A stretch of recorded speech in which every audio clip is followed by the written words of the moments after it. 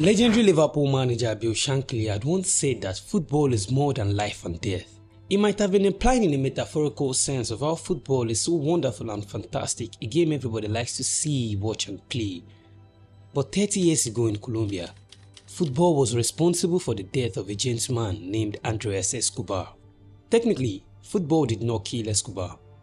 The villainous relationship between football and the dark world of crimes, gambling, money laundering and drugs was responsible for Escobar's death. You might have heard of this before, but I don't think you actually know what went down 30 years ago in Colombia and how the nation lost one of its brightest and best young players at the tender age of 27 when he was just about to hit his peak and go global. But to unravel the cause of Andres Escobar's death, we need to play detective and delve into the series of events that led to the player's death. Events that date far back to the 1990s. See, in Colombia, the 1990s were dark times, with the country rife with chaos, anger and violence. Crime was the order of the day as Colombia was engulfed by domestic drug wars. At the center of the pain, anger and violence stood a man whose name was Pablo Escobar. Yep. The hero and martyr of our story, footballer Andres Escobar, shared the same last name with one of the most notorious drug lord and narco-terrorists in world history. But those were not just the similarities the two individuals shared.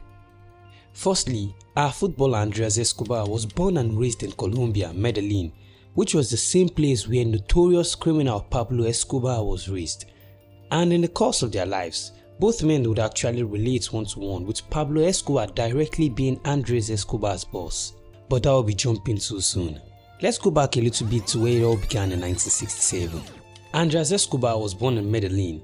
His father was a banker, which meant his family was pretty well off. See, most exceptional football players, I mean the really good football players, footballers who turn onto the pitch and take your breath away, come from very poor backgrounds. But that wasn't Andres. Andres grew up attending the best Catholic private schools around in Colombia, and his family was a lot more above average. Growing up, Andres was the perfect child. He was serious with his studies and was devoutly religious. His first love was the church, his second love was the school, and his third love was football. In 1985, Medellin club Atlético Nacional, one of the biggest clubs in Colombia, signed up a young Andres Escobar. 2 years later, he made his senior debut at just 20 years old.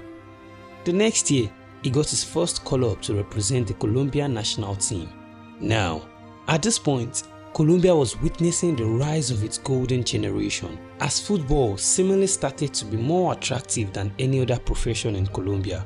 Suddenly, Colombian teams started to get better sponsors, better training facilities, and as a result, better players and coaches. The Colombian league started to match up to standards of some of the best leagues in Europe and the world. But what wasn't reported was that the rise of the Colombian football was as a result of the drug world merging together with football. In the 1980s, the Colombian drug cartels had essentially entwined with football, causing a lot of dirty money to be poured into the game and making the sport ravaged by corruption. Of course, the pioneer of this was none other than drug baron Pablo Escobar, who had found an inspired way to launder his illegally gotten money through the purchase of Andres Escobar's football club, Atlético Nacional.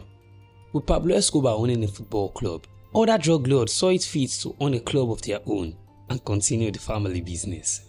And with the influence of the drug lords on the game, Colombian football became a deadly sport, as officials were murdered after games and match fixing and betting became the norm. Atlético Nacional though had a really good squad of players and a fantastic head coach named Maturana. In 1989, the biggest success story in Colombian football and what really signaled the rise of the Colombian football generation was the fact that Atlético Nacional, Andres Escobar's club, won the Copa Libertadores.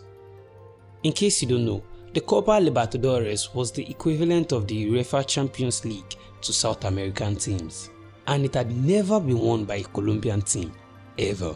So, Atlético Nacional were making a name for themselves, and as a key player at the heart of the defense for the Colombian side, Andres Escobar's stock was rising too. With his calm demeanor, hard tackles and an unparalleled sportsmanship, Escobar earned himself the nickname El Caballero del Football, which means the gentleman of football. And by the time the USA 1994 World Cup would come around, the people of Colombia found themselves feeling something they haven't experienced in a long time: hope. With their everyday lives filled with darkness, pain and violence, football seemed to be the only distraction for the Colombian people, and the fact that they had a very good national football side made sure all the people of Colombia had something to believe in. For the 1994 World Cup, the Colombian squad announced was the best ever in Colombian history.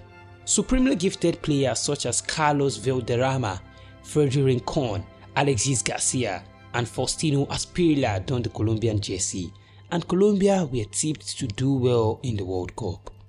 Even Brazilian great Pelé, when asked, he stated that the Colombian team was the best in South America. But what looked to be a perfect squad capable of destroying teams on the outside was something else entirely on the inside. The Colombian team that turned up at the World Cup might have been a physically outstanding team, but mentally they were a scared, shattered bunch of individuals who knew that they were playing for more than just a shot at the World Cup.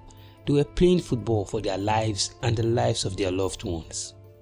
See, before every game, the Colombian head coach Francisco Maturana received death threats, and he was told by criminal club owners in Colombia to play their own players or the whole team would be gunned down on their return to Colombia. So, carrying all these emotional baggages, the Colombian team couldn't really play up to their potential, and the captain of the team, Andres Escobar, felt it more than most.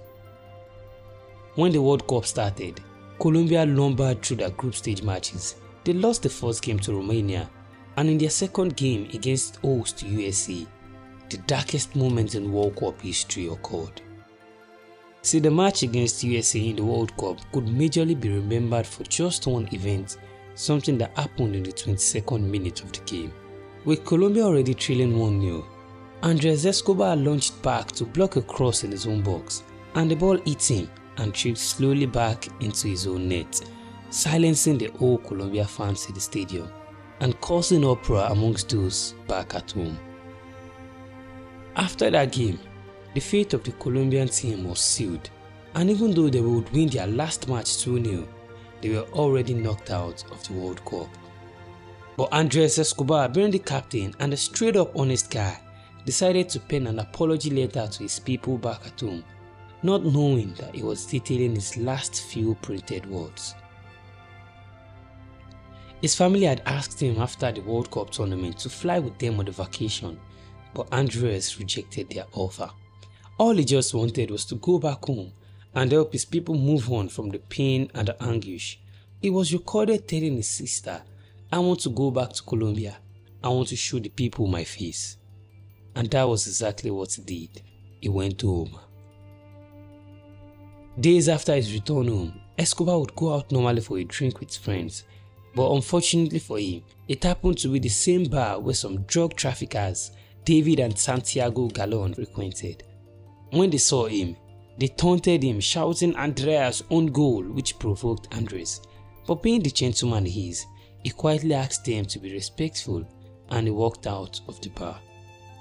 But on getting to his car, the three men had rounded up on him, and one of them pulled out his gun and shot Andres 6 times, shouting goal at each sound of the bullet. At 27 years old, Escobar had his whole life and career ahead of him. There was talk of him joining Milan as Franco Baresi's successor, while he was adored as one of his country's finest players ever. But violence had taken him away from his loved ones. His death wasn't really about football, but would always be remembered as the darkest own goal ever scored. After Andres' death, the murderer was eventually rounded up and was given a long-term sentence in prison, only to be released 11 years after for good behavior. It was also unofficially reported that the murderer was actually acting on orders of some top-end Colombian drug lords. But it would always be remembered as the darkest goal in football history, and some reason why violence should never have a place in football. and hope you did enjoy this video. If you do so, hit the like button, subscribe to Football Chronicles, and we'll see you on the next one.